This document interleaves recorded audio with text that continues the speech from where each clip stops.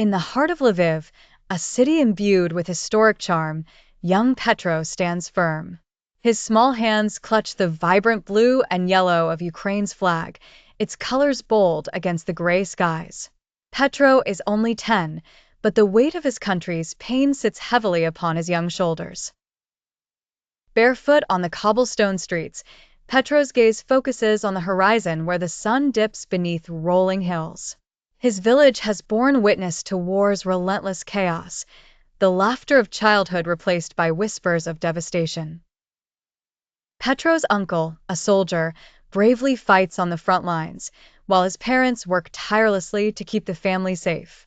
Each day brings a new challenge, yet they persevere with warmth and courage, longing for the echoes of peace.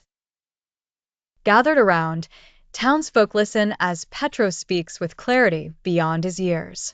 "We have suffered too much," he begins softly, his voice steady, resonating with determination. "I dream of a day where no family needs to fear for their loved ones.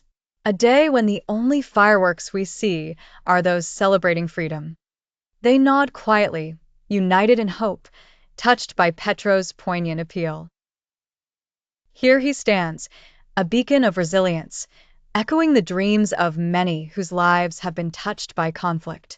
Petro raises his flag high, a symbol of endurance during dark times. "I carry this flag not for power," he continues, "but for peace. Let it remind us of what we fight for: the right to live joyfully, the pursuit of happiness, and the embrace of peace." With the evening breeze, the flag waves solemnly, a dance of shadows and light. Petro's words ripple through the crowd, planting seeds of hope in hearts burdened by sorrow.